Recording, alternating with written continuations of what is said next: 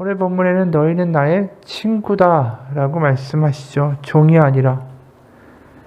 이들이 이제 친구가 될 수 있는 이유는 뭐라고 말씀하십니까? 이들이 경건하고 거룩하고 충직하고 믿음이 좋고 그래서 자격이 있어서 친구가 되는 걸까요? 아니죠. 이들은 조금만 있으면 예수님 모른다고 하고 도망갈 사람들입니다. 이들이 친구가 될 수 있는 건 예수님이 그들을 친구 삼아 주셨기 때문이죠. 왕과 거지가 친구가 될 수 있을까요? 거지 입장에서 어떻게 왕하고 친구가 되겠어요? 친구가 될 수 있는 유일한 길은 왕이 거지를 친구 삼아 주는 거죠. 예수님이 이 땅에 우리 친구 삼아 주시기 위하여 오셨다. 그게 오늘 말하고 있는 예수님이 말씀하시는 복음의 이유죠. 그리고 친구로 삼는다라는 것은 과연 뭘 의미하는 것일까? 그게 15절에 보면 이제부터는 너희를 종이라 하지 아니하리니 종은 주인이 하는 것을 알지 못함이라. 너희를 친구라 하였노니 내가 내 아버지께 들은 것을 다 너희에게 알게 하였음이라. 친구를 삼아준다. 너희가 친구가 된다라는 말을 좀 더 풀어서 설명하면 결국 이제 하나님이 하시고자 하는 일을, 하나님의 계획을, 하나님의 마음을, 하나님의 열심을 아는 사람이 된다라는 거예요.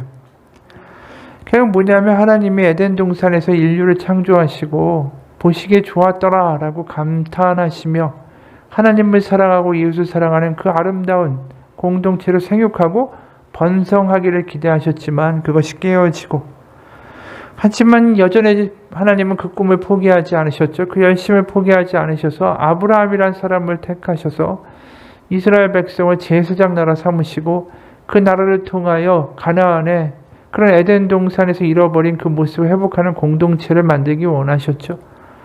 결국 그것이 이루어지지 못하니까 결국 하나님의 자녀를 다시 되찾아 하나님의 자녀, 사랑할 수 있고 하나님을 사랑하는 자들을 이 땅 가운데 하나님의 나라를 만들어내기 원하시는 그 계획을 예수님을 통하여 이루셨다라는 것이죠. 그래서 결국 예수님을 우리가 영접하고 알고 믿고 사랑에 거하고 그래서 친구가 된다는 건 결국 하나님의 그 열심을 아는 사람이 된다라는 거예요.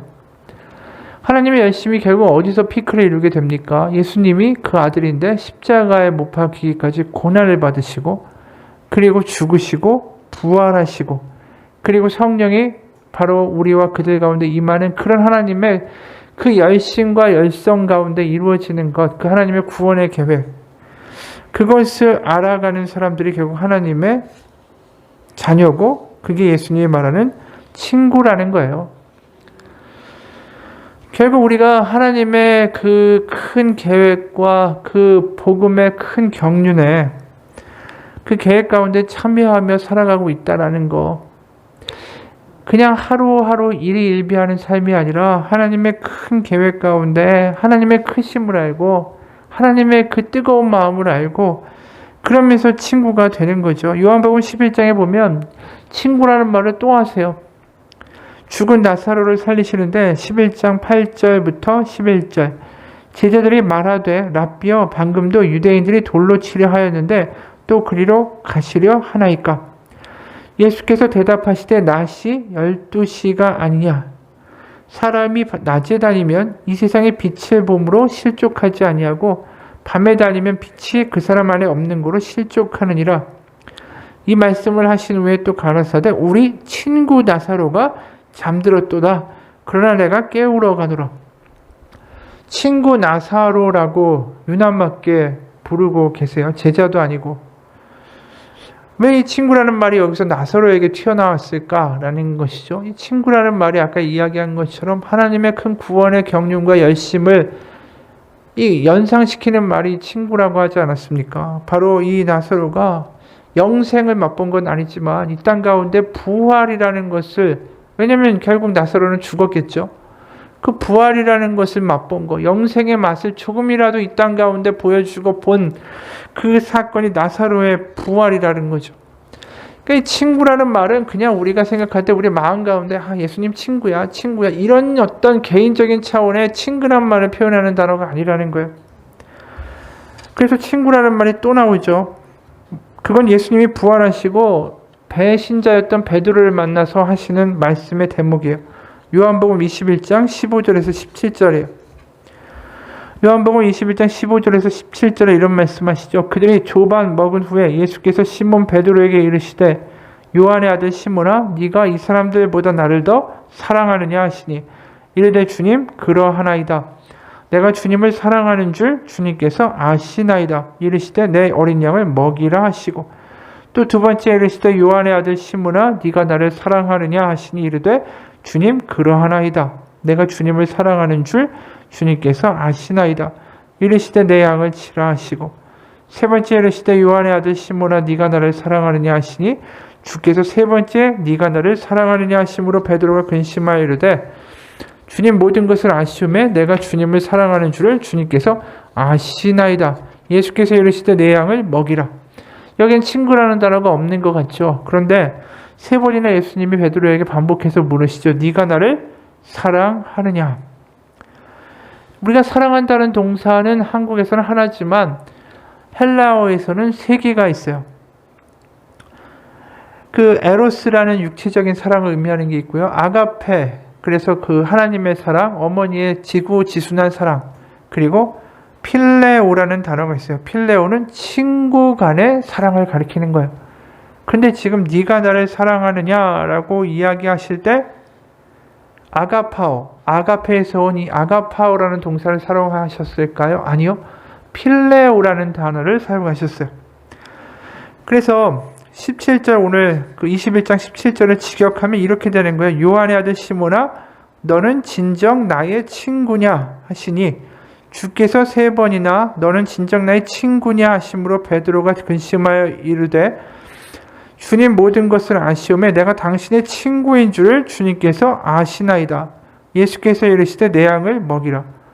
베드로에게 물으신 게 그거예요. 네가 나의 친구 맞니? 라고 세 번 물으셨다라는 거예요.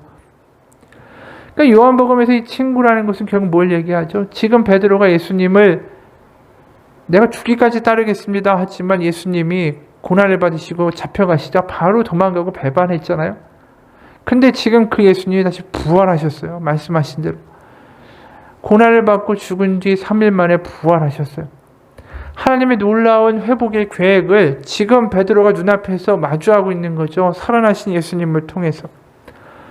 결국 지금 네가 나의 친구가 되겠느냐? 그건 뭐냐면 네가 이제 근시안적으로 네가 생각하는 세상에서의 뭐 잘되고 이게 이래야 되고 이런 게 아니라 하나님의 나라, 하나님의 커다란 계획을 네가 아는 자가 되었느냐? 이제 부활을 보았으니까 네가 다른 세상이 보이느냐?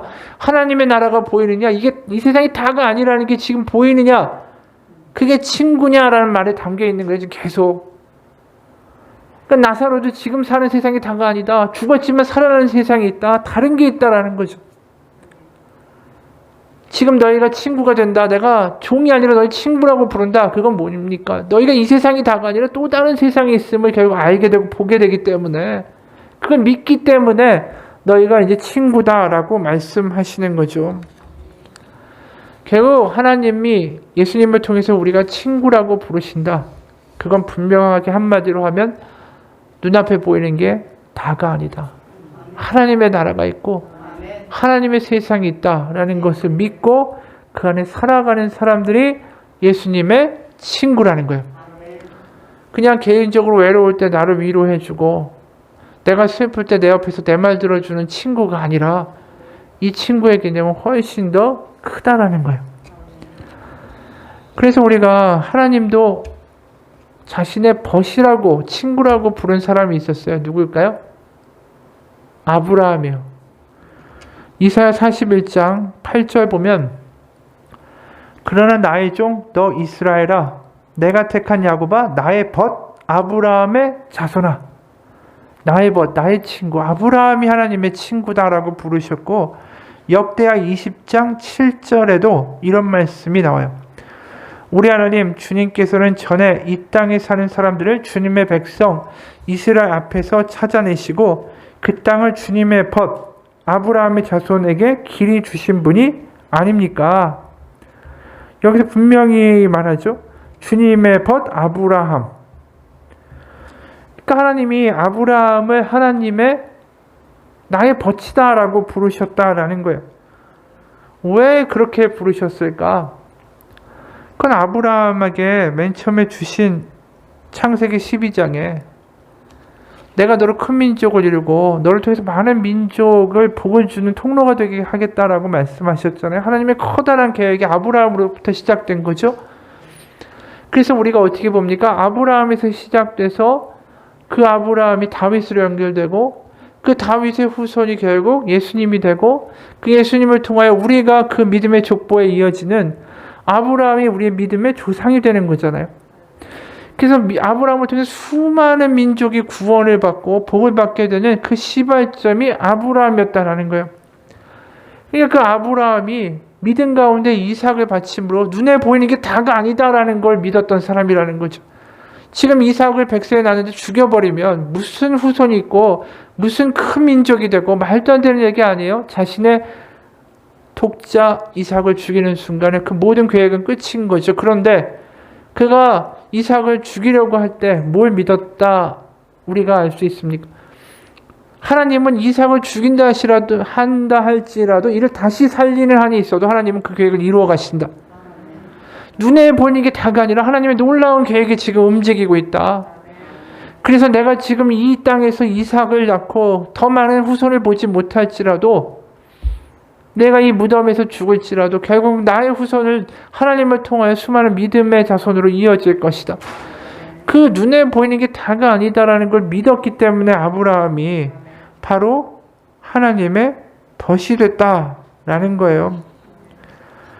결국은 아브라함이 하나님의 커다란 계획 가운데 참여하고 또 그 계획을 이루어 가시는데 자기가 이삭을 죽이려고 했던 그 마음이 얼마나 애절했겠어요. 독자를 100세에 남는 그 독자를 죽이려고 할 때 그 참담한 마음을 아브라함이 알고 있잖아요. 그런데 하나님은 결국 예수님을 죽여버리셨죠. 독생자를.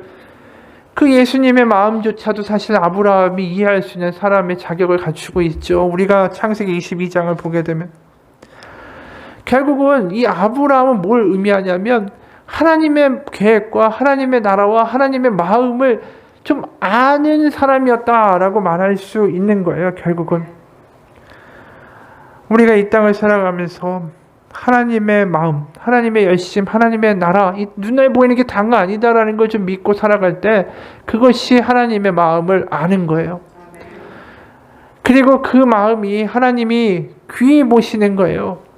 우리가 믿음을 갖는다. 내가 이루어질 것을 믿습니다. 내가 원하는 것이 될 줄을 믿습니다. 그것만 믿는 믿음이 아니라 하나님의 나라가 이루어질 것입니다. 하나님의 뜻과 계획이 이 땅 가운데 이루어질 것입니다. 눈에 보이는 게 다가 아닙니다. 그것을 믿음이라고 부른다라는 것이죠. 그게 우리가 주기도문에도 그렇게 나오잖아요. 아버지의 뜻이 이 땅에서도 이루어지게 하소서라고 이야기하지 않습니까? 그게 예수님이 이렇게 기도해야 된다라고 가르쳐 주신 기도였다라는 거예요. 결국 우리가 이 땅을 살아가면서 나에 관련된 기도의 제목뿐이 아니라 하나님의 나라가 내가 가는 곳마다 이루어지게 하시고 우리의 가정 가운데 하나님의 나라가 일어나게 하시고 우리의 일터 가운데 하나님의 나라가 임하게 하여 달라고 그 관점을 가지고 살아갈 때 우리는 다르게 말하고 다르게 태도를 갖고 다르게 반응하게 된다라는 것이죠.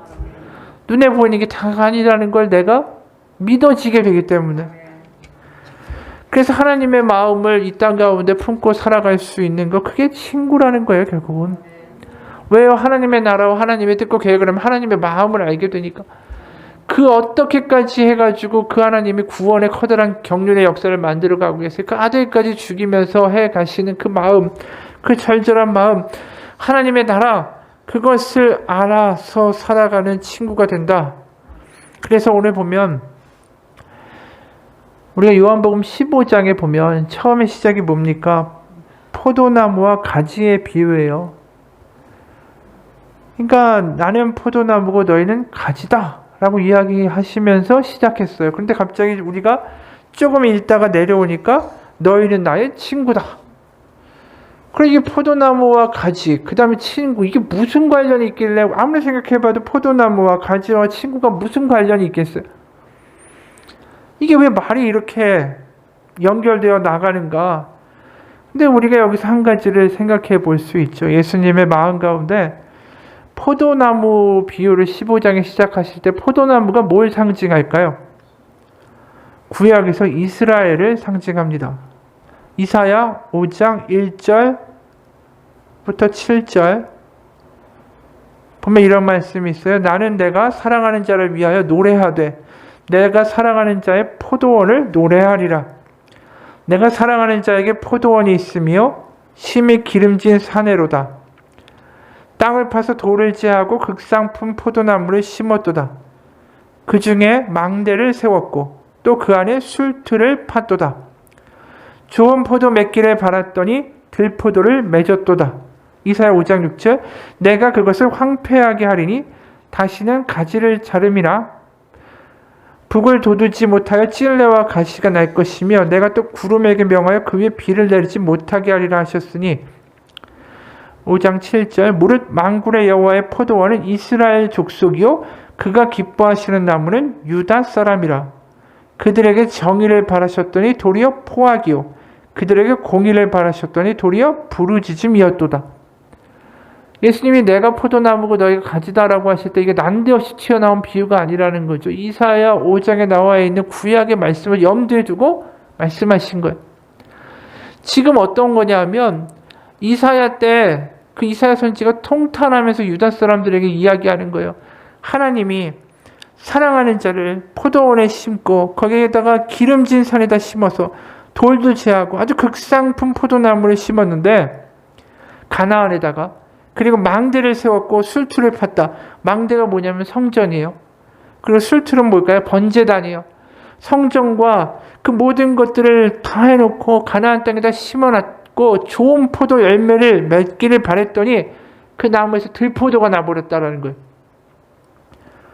그래서 그걸 해석한 게 우리가 좀 전에 읽었던 이사야 5장 7절이에요. 포도원은 이스라엘 족속이요 기뻐하시는 나무는 유다 사람이라. 열매가 정이라는 열매를 바랬더니 들포도인 포악이 났고 공이라는 좋은 열매를 바라셨더니 도리어 부르짖음이라는 이 들포도가 났다라는 거예요. 결국 지금 남유다, 그 유다의 이스라엘 백성을 가지고 하나님이 계획하신 모든 일들이 빠그러졌다라는 거죠. 그럼 이제 새로운 포도나무가 등장했다라는 거예요. 유다에. 바로 예수님. 예수님이 등장했고 거기서 우리가 가지가 돼서 무슨 열매를 맺어야 돼요? 이스라엘 백성들은 실패한 포악과 부르짖음의 열매가 아니라 하나님이 바라시는 바로 정의와 공의와 성령의 열매를 맺는 포도나무가 되는 거예요. 그러니까 지금 하나님이 기대하시는 그 올바른 이스라엘 백성의 모습으로 하나님의 백성의 모습으로 그 포도원을 망가진 포도원을 재해버리고 성전이 이제 무너뜨려버리고 하나님이 예수님을 통하여 새로운 성전 되신 예수님을 통하여 새로운 포도나무를 심으시고 거기에 하나님의 새로운 계획으로 열매 맺는 가지들을 만들기 시작하셨다라는 이야기예요. 그러니까 그냥 예수님이 하신 게 나는 포도나무고 너희는 가지니까 나 떠나서는 생명력을 잃어 이 정도의 차원뿐 아니라 더 큰 규모의 이야기가 흘러가고 있다라는 거죠. 15장 안에서. 그래서 결국은 이 이야기가 뭡니까? 하나님이 포도나무인 이스라엘을 가나안에 심으신 이유가 뭐죠? 에덴 동산에서의 하나님의 계획을 이루고자 하시는 거 아닙니까? 그걸 다시 예수님을 통하여 다시 시작하신 거고 다시 예수님이라는 포도나무를 심으심으로 다시 하나님의 나라, 하나님의 백성을 이 땅 가운데 만들어내기 원하시는 하나님의 새로운 계획, 새 구원이 예수님을 통하여 시작됐다라는 거예요. 그러니까 이 이야기를 하는 건 뭡니까? 아까 말한 대로 눈에 보이는 게 다가 아니라 하나님의 커다란 계획과 하나님의 나라가 움직이고 있다는 걸 지금 예수님은 포도나무 얘기할 때부터 계속 얘기하고 계신 거예요. 그러니까 넌 친구니? 이 이야기는 뭐냐 하면 눈에 보이는 게 다가 아니라 하나님의 끈질긴 역사, 구원의 역사, 하나님의 나라가 임하고 있다. 그게 너희는 보이니? 내가 그걸 위해서 이 땅에 왔어. 예수님이 계속해서 이야기하시는 거예요. 그게 보이면, 그게 믿어지면 그걸 가지고 살아가면 넌 나의 친구야. 이렇게 얘기하시는 거예요. 여러분, 우리가 하나님을 믿으면서 좀 더 큰 관점이 생기기 원합니다. 우리의 기도가 좀 크게 변했으면 좋겠어요. 너희가 먼저 하나님의 것을 구하면, 그의 나라와 그의 일을 구하면 하나님이 나머지는 우리 것을 채워주신다고 하시잖아요. 우리는 그의 나라와 그의 의를 구하는 것보다 내가 원하는 걸 먼저 구할 때가 많죠. 그런데 지금 거꾸로 되어 있어요. 너희는 먼저 그의 나라와 그의 의를 구하라. 그럼 하나님이 모든 것을 너희에게 허락하신다, 채워주신다라고 하잖아요. 그러니까 우리의 기도가 변하고 우리 믿음이 좀 변했으면 좋겠어요.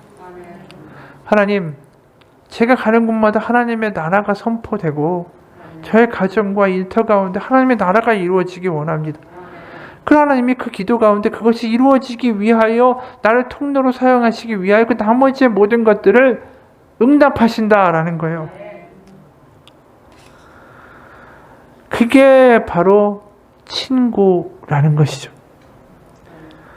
바로 예수님이 우리를 십자가에서 죽으심으로 그 피로 만드신 친구가 우리입니다.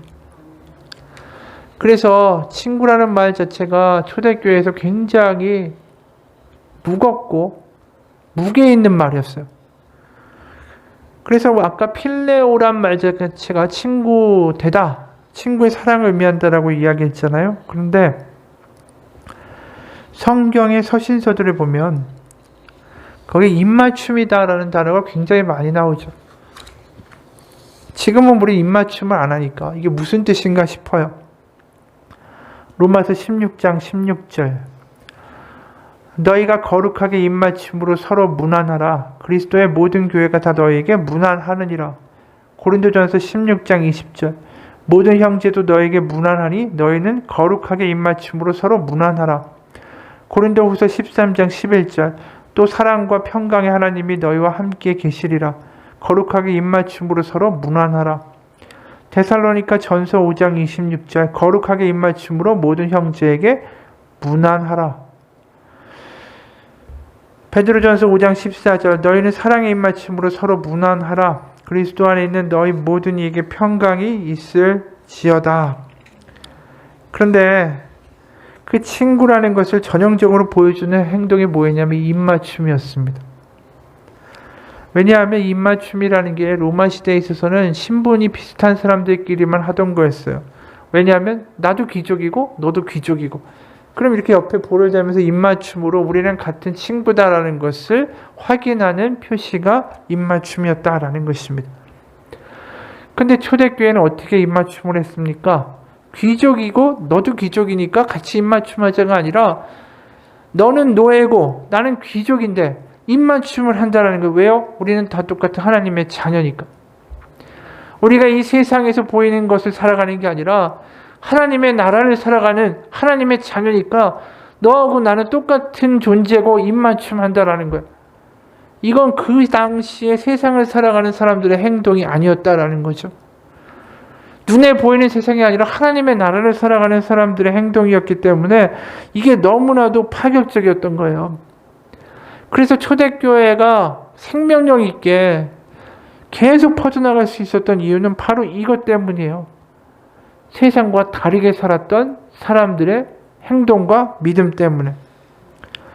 초대교회 역사를 다룬 책에 보면 200년경 귀족 출신의 여인 퍼피투아는 북부 아프리카 카르타고에 있는 원형 경기장에서 처형당했습니다. 이날은 황제의 생일을 축하하는 경기가 있던 날이었습니다. 수천 명의 사람이 그녀가 상류층 여인부터 노예까지 다양한 사회적 신분의 남녀 기독교인들과 함께 처형당하는 것을 구경하고 있었습니다. 모인 군중은 기독교인들을 자기들이 볼 수 있는 곳으로 끌어내라고 외쳤습니다. 그들은 검투사들의 창이 기독교인들의 몸을 관통하는 걸 보고자 했습니다. 그 가운데 기독교 순교자들은 일어나서 중앙으로 나아갔습니다. 그리고 서로에게 입을 맞추며 자신의 순교를 평화의 입맞춤의 의식으로 마무리했습니다. 이 입맞춤은 모든 신분을 넘어서서 그들이 형제 자매가 된 가족이자 친구임을 의미했습니다. 이를 바라보던 군중들은 도대체 저게 뭐하는 거지라며 당황할 수밖에 없었습니다. 그렇죠. 이게 지금 우리가 예수님의 친구다라고 할 때 나타나는 모양이라는 거예요. 믿음 가운데 다르게 살아가는 거. 세상을 살아갈 때 우리가 세상 사람들과 똑같이 살아가지 않을 능력이 바로 성령을 통해서 우리 가운데 부어집니다. 예수님의 친구가 된다는 건 나의 이익을 위해서 예수님이 움직여주기 때문에 친구가 되는 게 아니에요. 우리가 하나님의 나라, 이 세상에서 다르게 살아가는 사람이 될 때 난 예수님의 친구라고 말할 수 있는 거죠. 세상과 똑같이 말하고 세상과 똑같이 생각하고 세상과 똑같이 반응하면서 난 예수님의 친구다라고 말한다는 게 이게 얼마나 모순되는 일인가. 내가 똑같은 상황 가운데 다른 사람들이 비극을 이야기할 때 아니야. 하나님은 나에게 우리의 삶 가운데 분명히 또 다른 계획을 갖고 계셔. 말할 수 있다면 그는 예수님의 친구죠. 우리의 삶이 아무리 고단하고 힘들다 할지라도 아니야. 이게 끝이 아니야.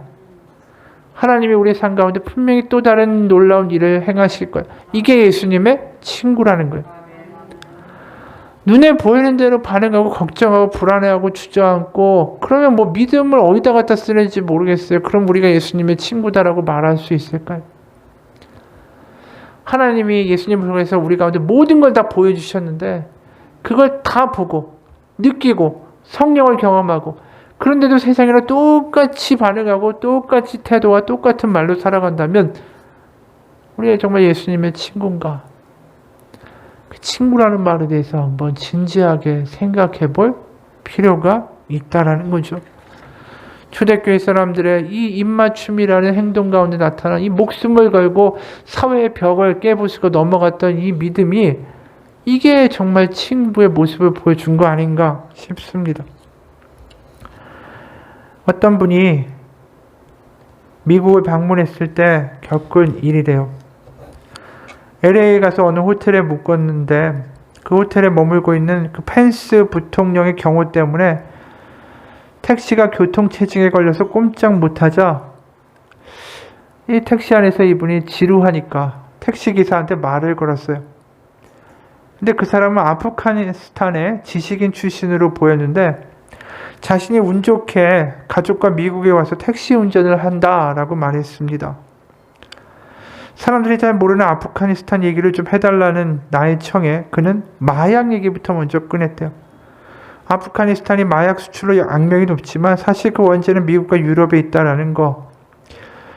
20세기 초에 세계적인 제약회사들이 아프가니스탄의 제약의 원료가 되는 양귀비하고 마약류를 대거 심고 재배하다가 사정이 바뀌니까 그대로 두고 철수하고 그러면서 세계 가장 가난한 국가 중에 하나인 아프가니스탄 사람들이 그 돈덩어리를 보고 그냥 둘 수가 없고 그래서 그런 관점에서 보면 책임은 아프가니스탄에게만 있는 게 아니다. 뭐 이런 이야기를 하는 거예요.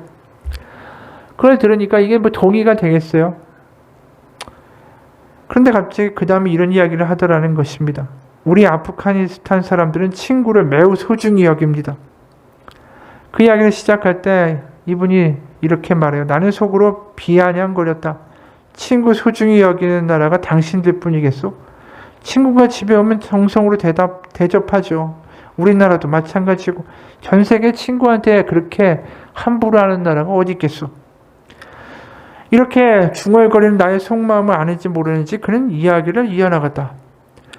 친구가 내 집에 왔을 때 친구의 적들이 뒤를 따라오는 경우가 있단 말입니다. 있을 수 있겠지. 나는 마음속에서 끄덕였다. 그럴 때 우리는 아프간 사람들은 친구를 원망하지 않아요. 그거야 뭐 친구를 원망할 수 없겠지. 몰래 뒤따라오는 게 어디 친구 탓이겠나.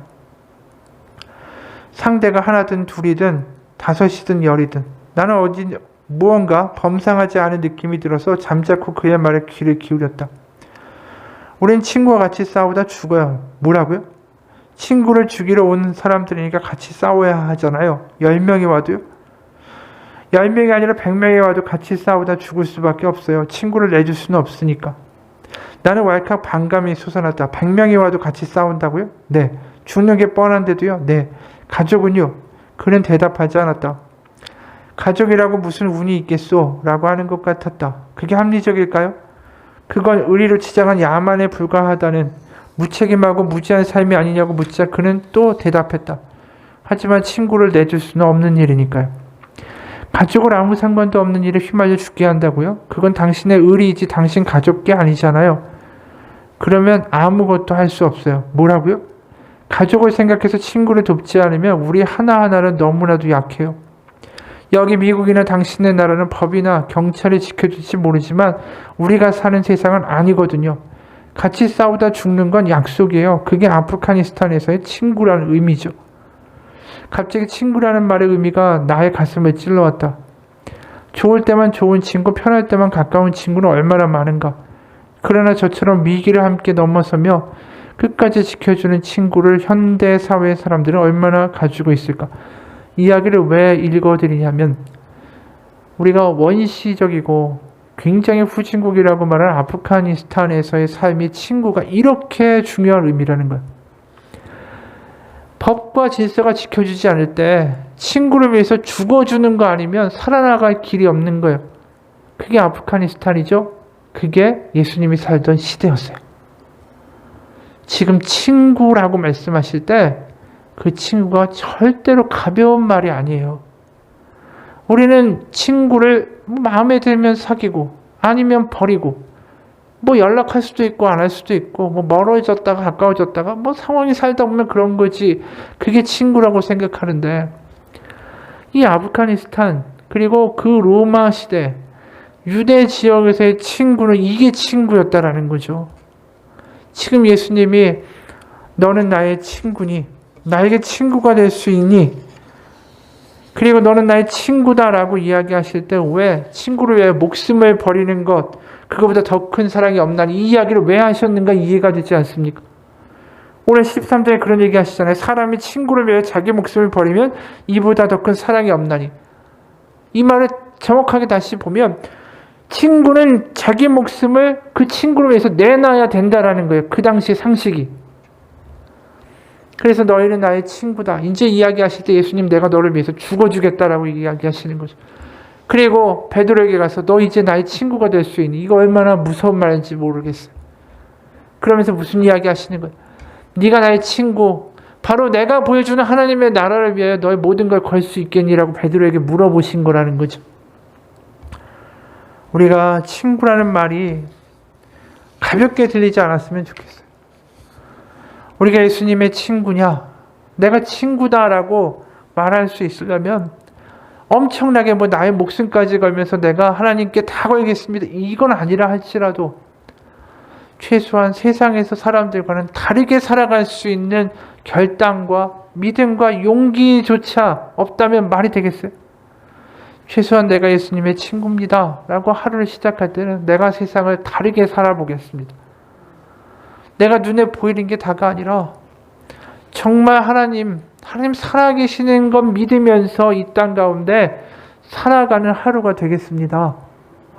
이 고백을 할 때 내가 예수님의 친구다라고 말할 수 있고 동시에 나의 친구 되기 위해서 죽어주신 예수님이 우리의 마음에 뜨겁게 느껴지기 시작할 거예요. 왜냐하면 내가 친구 삼는 게 아니라 그분이 나를 친구 삼고 싶어 하시기 때문에 더 우리가 하나님의 뜨거운 사랑과 하나님의 임재를 느끼기 위해서는 하루아침마다 매일 아침마다 그 고백이 있어야 되는 거예요. 나 하나님의 친구, 예수님의 친구입니다. 내가 세상과 똑같은 방식이 아니라 하나님의 나라를 살아가는 사람으로 오늘 하루 살기를 결단합니다. 주님 함께 하옵소서.